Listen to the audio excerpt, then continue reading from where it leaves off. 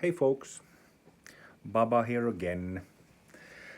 All right, it's been a couple of weeks since our Revitalized Zen retreat in May. And well, we actually did have one Saturday session a week ago, but now for June we're having a break from practice sessions. And so it's time to continue this YouTube series, Revitalized Zen YouTube series. And this video is episode number 9. And in this video, I'm gonna talk about something that is extremely important, mind in internal arts. And this is something that I have briefly mentioned in my previous videos in the series, and also I think I wrote something about it in the Revitalized Zen blogspot blog, in the text bone marrow washing, Shi Shui Jing. So yeah, this is can't say how important this topic is, and I think that I'm gonna talk about two paradigms, two different types of minds in internal art training, whether we are speaking of tea ceremony or flower arrangement or internal martial arts, Qigong, Tai Chi, Xing Chuan, Yi Chuan, Kungfu, of course. There's basically two types of minds that you practice it, or you know how you build your practice on two different types of minds. And this is, I will say it already, it's the biggest blind spot in the world of martial arts, internal martial arts and internal arts, also in today's Zen world. And but not in Revitalized Zen. We have very different practices in Revitalized Zen. So yeah. Okay, so first, so two different minds. What do I mean by that? So there are two different paradigms that one can use either in sitting meditation or in any type of internal art practice and cultivation. And the first one is mindfulness paradigm or concentration paradigm, focus-based paradigm. And what I mean by that is that well, concentration practice or mindfulness practice goes like this. So you sit, or you might be standing, Zhan, and then you have some, let's say you are focusing on the breath. So the movement of the breath is your object of focus that you are placing your attention, placing your concentration on. And you do that, you're kind of like looking at the breath, inhalations and exhalations flowing back and forth with the attention, with your mind's eye. And then what happens is that you get distracted. You remember something, or you think of something, you have some desire impulse, and then you get distracted from the point of your concentration, which might be breath or something else. And then you remember, sooner or later, you remember that, oh, breath. And then you go back to looking at it, and then you stay with it for, if you are a beginner, you might stay with it for 5 to 10 seconds, and then you get distracted again. If you have done it a lot, and then you have kind of built the muscle of concentration, then you might be able to stay concentrated for several minutes, up to half an hour, but sooner or later you will get distracted. So this is mindfulness paradigm, and this is how mindfulness or concentration practice works. You're concentrated, distracted, concentrated, distracted. So there is this constant, you are bound to this dualism, to this dichotomy, concentratedness, distraction. And this cannot be, you cannot transcend this dichotomy with the help of mindfulness practice. And that exactly is the weak point of mindfulness paradigm. Okay? And then the second paradigm is awareness paradigm. And that means that it is not, you're not focusing on one thing, you're not focusing on three-dimensional space either. A lot of people, a lot of Zen teachers and Mahamudra teachers are really confused about this. They think that, awareness meditation or Buddha nature is this space, it's like a three-dimensional space that you're focusing. But it isn't. So it is like whether we are talking about concentrating on one point that you're looking at or three-dimensional space is also a point. It's three-dimensional, so it is a point in space. And that is not Buddha nature. That is not basic awareness. So don't be confused about this. We have techniques how to clarify this point, dynamic concentration mainly. But awareness means that you are not placing your attention anything, not on a single point, not in three-dimensional space, but also you are not getting distracted. That's the trick.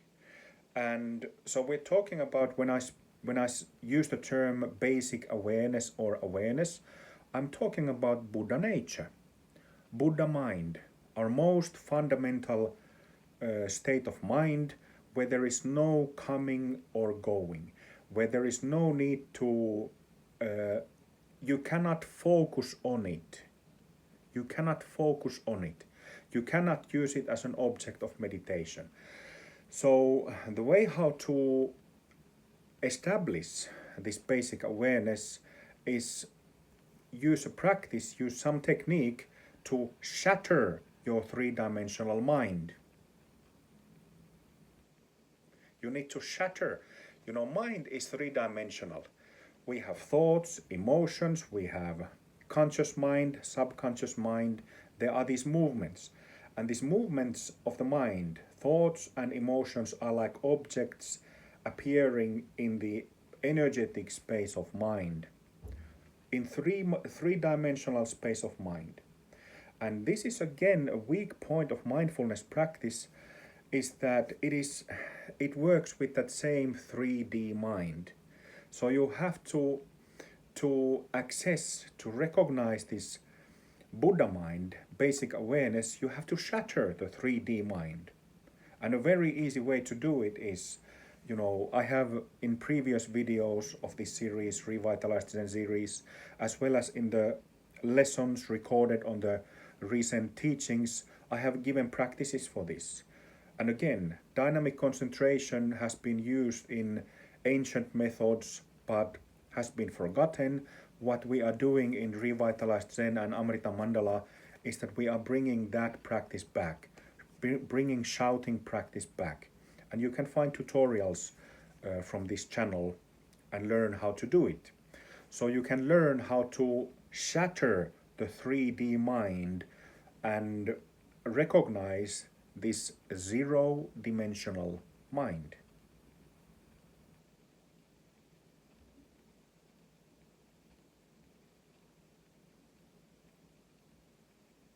Zero-dimensional. So what does this mean? So again, there is no concentration, no point of concentration, but also no distraction, because its most fundamental state of mind, it's our very nature. So there is no distraction either, non-distraction. Oh, so these are the two paradigms, and what is 99.99% of cases of Buddhist cultivators, Taoist cultivators, internal artists, internal martial artists, whoever, you name it, they are bound to this mindfulness paradigm, and therefore they are also bound to getting distracted. And this is, I would say, like it's a modern problem. Well, modern is maybe not the correct word, but this it's like a unfortunate situation that practices that will enable you to shatter the 3D mind and access basic awareness, that these practices have been forgotten. Uh, I've heard rumors that in Japan, for example, there are still some temples that do shouting practice, but as far as I know, most of them have stopped doing it in the 1950s, 1960s, and this practice was never transmitted to the West, for example, so you cannot find it from Western Zen. And that's just unfortunate. But my point is that if we want to reach the highest attainment, highest possible attainment in cultivation, whether we are Buddhists or Taoists, we need to know and we need to have tools how to access this fundamental nature of mind, which is the same nature of mind for Buddhas or Mahasiddhas and immortals, Taoist immortals. It's exactly the same fundamental nature. And we simply need to have practices how to access it. Otherwise, we have no chance whatsoever in establishing it and attaining the Buddhahood, threefold Buddhahood, or immortality in this life. No chance. So that's simply how it is. And something that is really dear to me, really close to my heart, is Shaolin tradition, Shaolin. And I don't know at what point, but when the original bone marrow washing method was lost, I think that they also lost number of things. Shaolin tradition is in terrible state nowadays, and also bound with this mindfulness paradigm. But it would be so easy to, when speaking about awakening experiences, kenshos and satoris, like I've spoken in so many videos before, it would be so easy to fix that problem with correct practices. But my view is that if we are talking about authentic Shaolin arts, authentic Taoist arts, and Zen arts, be they fine arts or in martial form or in healing form, they are all originally, all authentically based on awareness paradigm. They have to be, and I would say that if that principle, awareness principle of awareness is not successfully and properly cultivated in daily practice, then it is questionable if the teacher or lineage tradition in question really has authenticity. That is very questionable, no doubt about that. So, in my lessons and previous videos, I've spoken about how to establish awareness, how to access Buddha nature, Buddha mind. So please take a look at those. And please take a look at Revitalized Zen teachings. These are all free of charge. I have also the blog that I mentioned. There's 2 long texts that explain the 4 main stages of Zen. It also applies to any other methods, because these are universal stages. And as well as the long article of bone marrow washing, where I've explained ins and outs of bone marrow washing, the original bone marrow washing of Bodhidharma. So what does it mean then when we are practicing Qigong or Zhuang, Kungfu, calligraphy, tea ceremony, or just enjoying the day? We have a early summer here in Slovenia. What does it mean when you are enjoying a fine summer day? Well, it's a very different situation for a mindfulness practitioner and awareness practitioner. Completely different. But exactly how, you need to find out yourself. I'm not gonna explain everything. So, and it's very easy to find out. There is this, unfortunately, because of the recent, let's say, modern history of cultivation systems, it is very strange to me. It always was very strange that this awakened mind, Buddha nature, is seen as something distant, something away from us, something that cannot be generated, something cannot be recognized on demand. And that is what is that? It's that view is simply, it comes from you know that some essential practices have been lost, and then what cultivation systems have been left with are limited practices that have limited results. So that's simply how it is. I can't see any other way how it could be.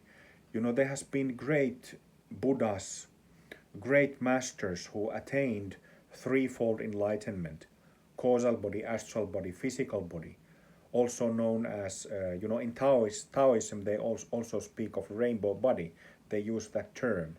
And there has been masters in Zen Buddhist tradition, Shaolin, early generations, and then back in ancient India, before Bodhidharma came to China, there has been masters who attained threefold enlightenment, this rainbow body. So, we can logically deduct that training systems have been stuck with small practices, limited practices, and limited views, possibly for generations, for many generations. It's very, very serious and it's very sad. But that's why we have revitalized Zen. Anybody can, doesn't matter what you think about this, how you react to what I present. We have practices that I've taught completely openly, free of charge. Anybody can give a go. So find out for yourself. Okay. Thank you very much, friends. You're welcome to leave comments below. You're welcome to also make donations. You can find donation link there in information field. You're welcome to leave comments and questions. Thank you very much and have a nice day. Okay, bye.